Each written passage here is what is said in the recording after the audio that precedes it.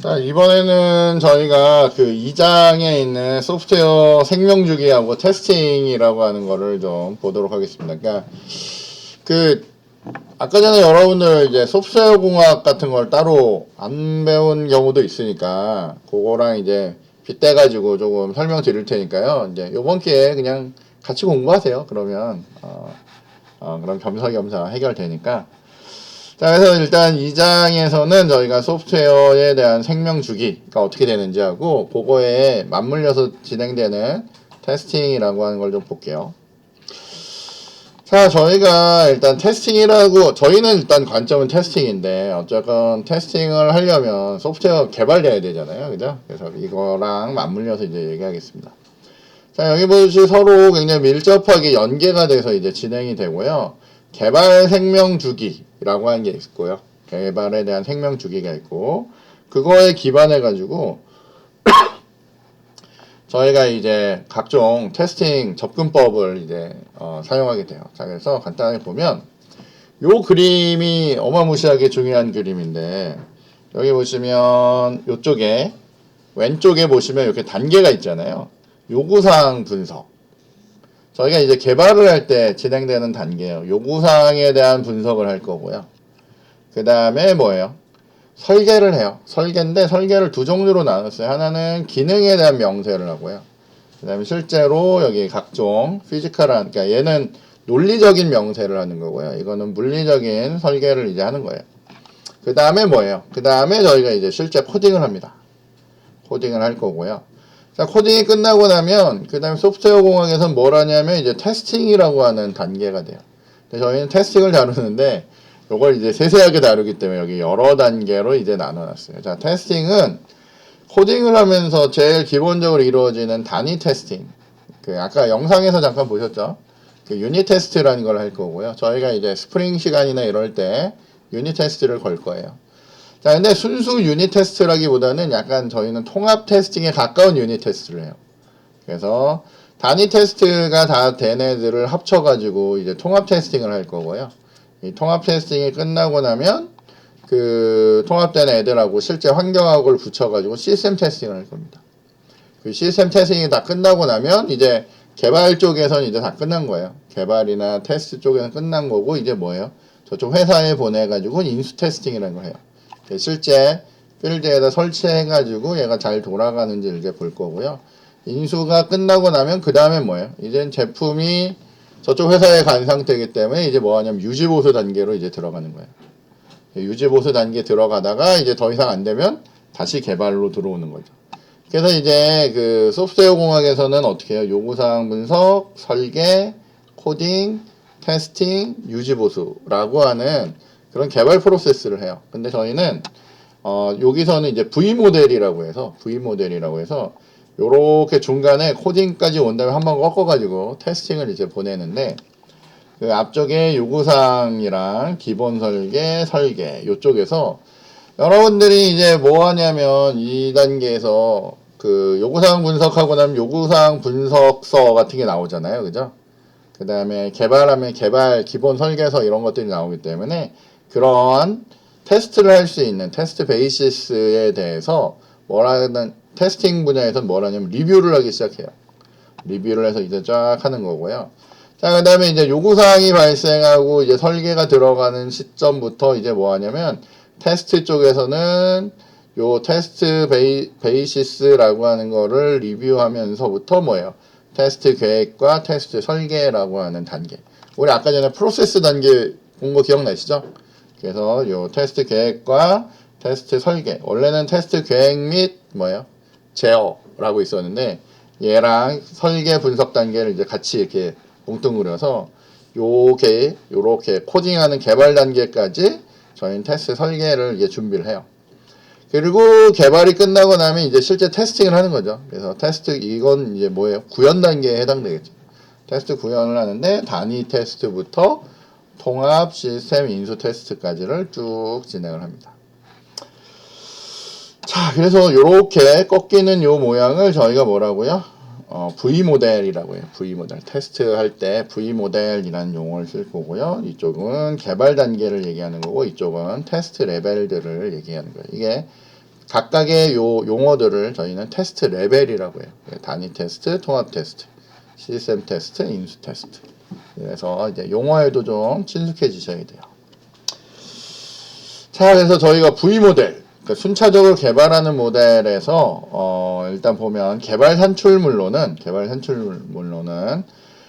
비즈니스 시나리오 또는 유즈 케이스, 그리고 요구사항 명세, 그 다음에 설계 문서나 코드 이런 것들이 이제 개발에 의해서 만들어지는 산출물들이에요. 그래서 이런 것들이 테스트 입장에서 뭐냐면 테스트의 베이시스가 돼요. 테스트 베이시스로 쓰면서 이제 테스트에 대한 준비를 하는 거고요.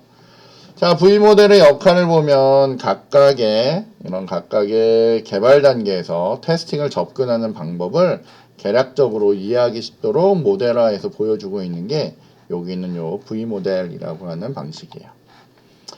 자, V모델을 통해서 테스팅에 대한 기본 개념을 이해하셔야 되는데, 일단 테스트 레벨이라는 게 요게 다 레벨이라고 했죠? 각각의 레벨에 대해서 이제 이해를 하셔야 되고요. 자세한 건 이제 뒤쪽에 하나씩 나오는 거니까 보셔야 되고, 그다음에 개발 초기 단계에서부터 테스팅이 수행이 돼요. 자, 여기 개발 초기 단계 요구 분석을 하면서부터 뭐예요? 테스트 계획이 시작된다 그랬죠? 그리고 그 나오는 문서들에 대해서 계속 뭐예요? 리뷰하면서 이제 테스팅이 준비가 돼요. 그러니까 우리가 보통 테스팅이 여기서 테스팅이 되니까 코딩 끝나면, 개발 끝나면 테스팅이지 라고 생각하는 게 아니라 뭐예요? 개발 초기 단계부터 테스팅이 수행이 되는 거예요. 자, 그 다음에 결함 예방 차원에서 테스팅이 이제 진행이 되는 거고요. 그리고 그런 의미를 여러분이 이제 진행하면서 계속 이해하셔야 돼요. 그 다음에 중간중간에 보면 베리피케이션이라는 용어가 있고요. 밸리데이션이라는 용어가 있는데 이 용어를 구분을 하셔야 됩니다. 여러분들 중간중간에 많이 쓰잖아요. 베리피케이션, 밸리데이션 이런 용어들 가끔 쓰시죠? 쓰나요? 요 베리피케이션은 저희가 흔히 뭐라고 하냐면 검증이라고 해요. 검증. 그죠? 검증이라고 하고 요 밸리데이션은 뭐예요? 확인이라고 얘기합니다. 검증하고 확인이란 용어를 쓰는데 얘가 각각 뭔지 여러분들 나중에 저희 스프링 시간에 보면 밸리데이트라고 하는 거 밸리데이션 하는 역할들 이제 쓸 거거든요. 그리고 밸리데이션이 뭔지 알아야 그게 밸리데이트구나 이렇게 알죠. 그 뭐 하죠? 밸리데이션에서 이게 자릿수가 맞냐 뭐 이런 거 있잖아요. 비밀번호를 얻는데 8자 이상 뭐 24자 이하냐 뭐 이런 거 그거 밸리데이트 하잖아요. 그죠? 그래서 그런 거 확인해야 되잖아요. 그죠? 그래서 밸리데이션 확인이고요. 요거는 뭐요? 검증이라고 이제 얘기합니다. 나중에 용어 구분을 하실 수 있어야 돼요. 자, 테스트 레벨이라고 하는 애는 아까 얘기했듯이 단위 테스트라는 게 있는데 단위 테스트는 컴포넌트에 대한 테스트예요. 기본이 되는 애들에 대한 테스트, 단위 테스트 하고요. 그걸 묶는 통합 테스트, 그 다음에 시스템 테스트, 인수 테스트 이렇게 레벨이 4개로 나눠져요. 자, 테스트 레벨에 따라서 테스트의 전략이나 테스트 기법, 테스트의 수행 주체, 그리고 테스트에 대한 완료 기준이 다 달라요. 그래서 얘네들을 레벨별로 쪼개 놓는 거예요. 자, 그리고 기본적으로 테스트 레벨은 다 독립적으로 이루어져요. 유닛 테스트는 유닛 테스트끼리, 통합은 통합끼리 이렇게 진행이 된다라고 보시면 됩니다. 자, 개발 초기 단계부터 테스팅을 수행한다는 것을 의미하는데 우리가 아까도 봤죠. 개발 산출물들, 요구사항 분석서 뭐 이런 것들 이용해 가지고 리뷰 형태로 이제 검토를 시작해요. 그리고 거기서 결함을 이제 발견하려고 해요. 그러니까 요구사항 분석서에 무슨 문제가 있냐 이런 것들을 발견해내야 되죠. 그래서 이거 이렇게 가면 안 돼 뭐 이렇게 해서 아예 요구사항을 고칠 수 있도록 해야 돼요. 자, 그런데 저희가 코드 없이 이제 이거 발견하는 거거든요. 그래서 문서만 보고 발견하기 때문에 이런 애들은 저희는 정적 테스팅이라고 얘기해요. 정적 테스팅이라고 할 거고요. 자, 저희는 나중에 결정 테이블 테스팅, 그리고 상태 전이 테스팅, 유즈 케이스 테스팅 등으로 이제 만들어서 이제 이런 것들을 이제 확인을 하게 될 겁니다. 자, 개발 초기에 테스팅을 통해서 후반부에 발생할 비용을 줄이는 거죠. 이거 굉장히 중요한 얘기예요. 그러니까 뭐든지 앞쪽에서 차단을 해야 이게 비용이 덜 드는 거고요. 뒤에 가서 하면 이제 비용이 많이 듭니다. 초기에 테스트 설계를 통해서요. 결함을 사전에 예방하자라고 하는 게 제일 핵심이라고 보시면 돼요. 그래서 아주 중요한 거죠. 그죠? 그렇게 해서 보시면 되겠습니다. 자, 요게 뭐냐면 V 모델인데 요렇게 V 모델이 이렇게 있는데 여기서 용어가 이제 나와요. 용어가 나오는데 verification이란 용어랑 validation이란 용어가 나옵니다. 이게 사실은 개념이 어찌 보면 좀 쉽지가 않은데 저희가 잠깐만 볼게요. 좀 확대를 했습니다. 자, 저희가 verification이라고 얘기하면 여기 설명을 보시면 평가 대상이 우리가 평가하려는 대상이 기술된 요구사항을 만족하는지를 검증하는 거예요. 자, 우리의 평가 대상이 내가 원했던 그 요구사항 있죠? 그거를 잘 만족해서 구현되고 있는지를 확인하는 거예요. 그러니까 검증하는 거죠. 검사하고 증명하는 거예요. 그죠? 그러니까 검증을 해줘야 돼요. 자, 그래서 요거를 우리말로 풀어보면, 자, 우리가 명세서의 내용대로 시스템을 잘 만들고 있는지를 확인하는 게 뭐냐면 verification이에요. 잘 만들고 있는지, 명세서대로 만들고 있는지를 보는 게 verification이에요. 그래서 영어로 얘기하면 we build the system right. 그러니까 시스템을 잘 만들고 있는지를 확인하는 게 뭐냐면 verification이고요. 밸리데이션은 자, 평가 대상이 사용자의 특정 목적을 만족하는지를 확인하는 거예요. 자, 평가 대상이 되고 있는 것이 우리가 요구하는 어떤 목적을 만족하는지를 확인하는 게 밸리데이션입니다. 우리의 목적을 만족하는 게. 자, 그래서 여기 보면 우리가 만드는 시스템이 고객이 원하는 시스템이었는지를 확인하는 거예요. 우리가 만든 게 잘 만들어졌는지 확인하는 거예요. 잘 만들어졌는지. 자, 그래서 뭐 하는 거예요? We build the right system이에요. 그러니까 올바른 시스템을 만들었는지를 확인하는 거고요. 저기는 잘 만들어 가고 있는지를 확인하는 거예요. 요구사항을 만족하는지를 확인하는 거예요. 자, 일반적으로는 이게 그림이 조금 여러 가지로 이제 평가가 될 수 있는데, 그냥 여기 보면 중간에 이렇게 막 섞여 있거든요. 근데 잘 생각해 보면 요구사항이 맞는지, 요구사항에 대해서 내가 잘 만들고 있는지는 어느 분야냐면 이쪽 분야예요. 개발하면서 계속 체크하는 게 뭐냐면, 우리가 이거 잘하고 있어, 이거 맞아? 뭐 명세서대로 잘 가고 있어는 개발하면서 이제 보는 거고요. 그 다음에 그 놈들이 문제가 있어 없어를 보는 건 요쪽 파트예요. 그러니까 사실은 이쪽이, 그러니까 이게 구분을 하기도 하는데, 그냥 간단하게 구분해 보면 요쪽 개발하면서는 뭐예요? 검증을 해 나가는 거고요. 그러니까 명세서대로 잘 만들고 있는지를 확인하는 그런 일들을 하는 거고요. 그 다음에 이제 테스팅하면서는 이게 우리 목적에 맞는지, 그러니까 결과물들을 이제 확인하는 거예요. 그래서 요쪽이 뭐예요? 밸리데이션 파트라고 보시면 돼요. 그래서 이게 평가하는 사람들마다, 설명하는 사람들마다 조금씩 다른데, 간단하게 보면 어쨌건 개발하면서는 계속 뭘 체크해요? 우리의 평가 대상이 기술된 요구사항을 계속 만족하고 있는지를 체크하면서 만드는 거고요. 그 다음에 요거 테스팅하면서는 이제 만들어진 걸 이제 보는 거잖아요. 그러니까 뭐예요? 이 평가 대상이 사용자가 하려고 했던, 여기서 이걸 돌려서 얻고 싶은 그 결과물이 잘 나오는지를 확인하는 거예요. 정상이야? 아니야? 뭐 오류가 있어? 없어? 뭐 요것들을 이제 확인하는 거라고 보시면 돼요. 그래서 그런 식으로 이제 처리가 돼가고 있다라고 보시면 되겠습니다. 자, 저희는 이제 개발을 하는데, 개발을 할 때 이제 개발 모델들을 고려를 하거든요. 개발 모델인데 두 종류의 모델이 있어요. 하나는 반복적이고 점진적인 개발 모델이 있고요. 다른 하나는 이런 식의 폭포수 모델이라는 게 있어요. 폭포수 모델. 그러니까 옛날 구닥다리 모델은 요구사항 분석 다 끝내고요. 그 다음에 코딩하고요. 그 다음에 테스팅해서 이렇게 일정을 맞춰 나가는 그런 개발이 있어요. 이게 뭐냐면 옛날에 폭포수 모델이라는 거거든요.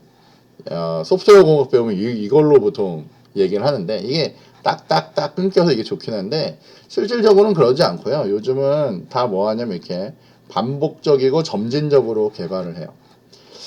자, 반복적이라는 거는 내가 하고 있는 요런 자잘구레한 것들 있잖아요. 요구사항, 분석, 설계, 구현, 테스트까지를 한 세트로 돌려버리는 거예요.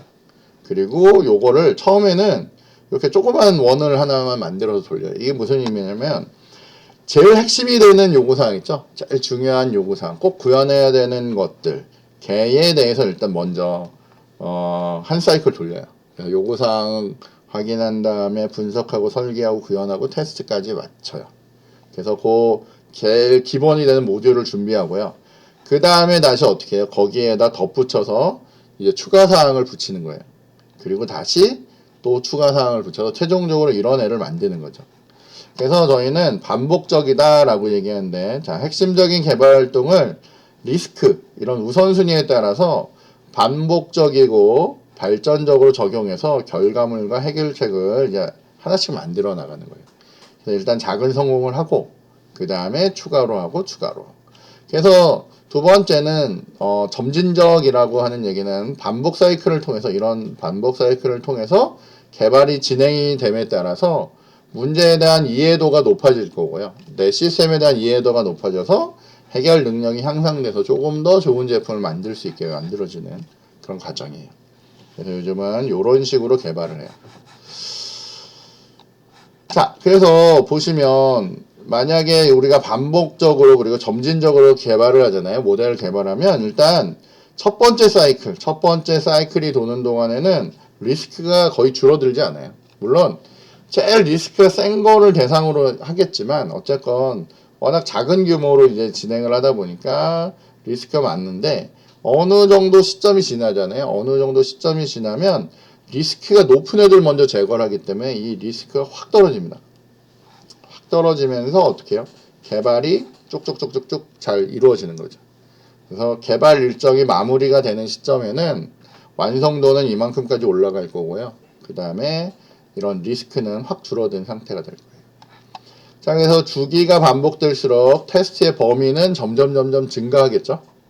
처음엔 요만한 모듈만 보다가 늘리고 하니까 테스트 범위는 이제 증가가 될 거고, 그러다 보니까 개발된 것 때문에 이전 있는 시스템이 영향을 받는지 안 받는지를 확인하는 리그레션 테스팅이라는 게 되게 중요해요. 반복적으로 하는 테스팅이 이제 중요해질 거고요. 그 다음에 이 리그레션 테스팅을 매번 내가 수동으로 하기가 어렵기 때문에 자동화 테스팅이라고 하는 것도 이제 필요할 거고요. 그래서 활용 가능한 테스트 접근법으로 에자일이라는 방식이 있어요. 혹시 들어보셨나요? 개발 방법 중에 에자일 방법이라고 하는 게 있는데 요거 얘기하는 거예요. 이제 이렇게 반복적으로 점진적으로 개발하겠다라고 하는 방법론이에요. 그러니까 그런 걸 가지고 이제 저희가 이제 테스팅도 이제 하게 됩니다. 자, 아까 보셨던 폭포수 기법은 이런 거예요. 자, 그래서 요구사항, 분석, 설계, 코딩. 그러니까 사실은 얘도 마찬가지예요. 요구사항 분석하고 코딩하는 중간까지 리스크가 줄어들지 않습니다. 뭐 개발을 해야 리스크가 줄어들죠. 개발을 하고 테스팅을 해봐야 얘가 이제 줄어들 건데 이제 계속 내가 개발하는 중간까지 이 리스크를 들고 가요. 자, 근데 여기 보시면 반복적으로 점진적으로 할 때 보면 초반에는 리스크가 많지만 이 리스크가 줄어드는 시점도 굉장히 빨리 오고요. 줄어든 리스크를 가지고 계속 반복적으로 테스팅하면서 이제 하기 때문에 안정성도 훨씬 좋아져요. 이런 식으로 저희가 이제 개발 모델 그리고 테스팅 모델도 이렇게 가져간다라고 보시면 됩니다. 자, 여기 보듯이 폭포수 모델은 결과물로 수행 전까지 문서만 존재하고요. 왜냐하면 코딩 뭐 이런 걸 안 할 거니까 문서만 있는 거고, 리스크가 프로젝트 중간 이후에 코딩 단계까지는 계속 유지가 된 다음에 개발 프로젝트에 대한 얘가 잘 될지 안 될지 이런 예측이 쉽지 않아요. 자, 근데 이렇게 점진적으로 반복적으로 이제 할 때는 각각의 이 반복이 이루어지는 그 시점별로 개발 결과물들이 나옵니다. 개발 결과물이 나오고 리스크가 높은 부분을 먼저 개발 앞단계에 하기 때문에 아주 중요한 개발, 필요한 개발들은 여기서 이제 다 마무리를 할 수가 있어요. 따라서 개발 프로젝트에 대한 예측, 이게 언제 마무리가 될 거고 어떻게 진행될 건지에 대한 예측도 용이해져요. 그래서 이런 방법을 잘 활용하시면 된다고 보시면 되겠습니다. 자, 자, 여기 보시면 이제 개발 생명주기 모델에서의 테스팅에 대해서 보면, 자, 성공적인 테스팅을 위한 요건으로 일단 모든 개발 활동은 이에 상응하는 테스팅 활동이 있어야 돼요. 왜냐면 내가 하는 동작에 대해서 제대로 됐는지 안 됐는지 검증해야 되죠. 자, 그래서 각 테스트 레벨은 그 레벨에 맞는 특정한 목적이 있습니다. 얘가 어떤 목적을 가지고 이제 진행이 될 거고요. 자, 주어진 테스트 레벨에 맞는 테스트 분석과 설계는 대응되는 개발 활동 동안에 이제 시작을 해요. 여러분이 이제 개발하면서 뭔가 메소드를 하나 만들면 뭐예요? 메소드에 대한 유닛 테스트를 할 거고요. 모듈 하나 다 만들었다. 어떤 특정한 일을 하는 애를 만들었다. 그럼 어때요? 얘네를 뭉쳐가지고 테스트 해봐야 되죠. 각각이 다 돌아가지고. 그러면 통합 테스트 해야 되고 뭐 그런 식으로 진행이 된다라고 보시면 됩니다. 자, 개발에 대한 생명 주기 동안 개발 산출물의 초안이 작성되면 테스터는 이러한 문서를 어떻게 해요? 리뷰해 가면서 이제 실질 테스트 동작에 이제 참여를 하게 됩니다.